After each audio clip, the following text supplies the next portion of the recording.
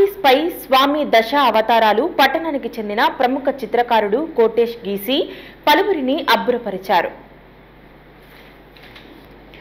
నంద్యాల పట్టణానికి చెందిన ప్రముఖ చిత్రకారుడు హంస అవార్డు గ్రహీత చింతలపల్లె కోటేష్ వైకుంఠ ఏకాదశి సందర్భంగా చాక్పీస్ పై స్వామివారి దశ అవతారాలు గీసి అబ్బురపరిచారు.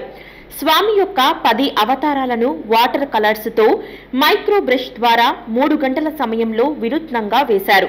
కోటేష్ మాట్లాడుతూ మహావిష్ణువు యొక్క 10 ప్రధాన అవతారాలు లోకంలో ధర్మం స్థాపించడానికి విష్ణువు అవతరించినట్లు తెలిపారు.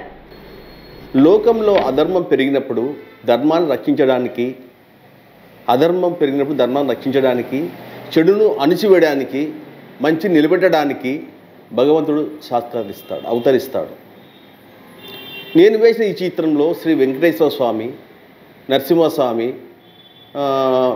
వరాహ, వామన, కూర్మ, మత్స్య, పరశురామ, రాముడు, కృష్ణుడు, కల్కి ఇలా 10 అవతారాలని ఈ బొమ్మలో చూపించాను.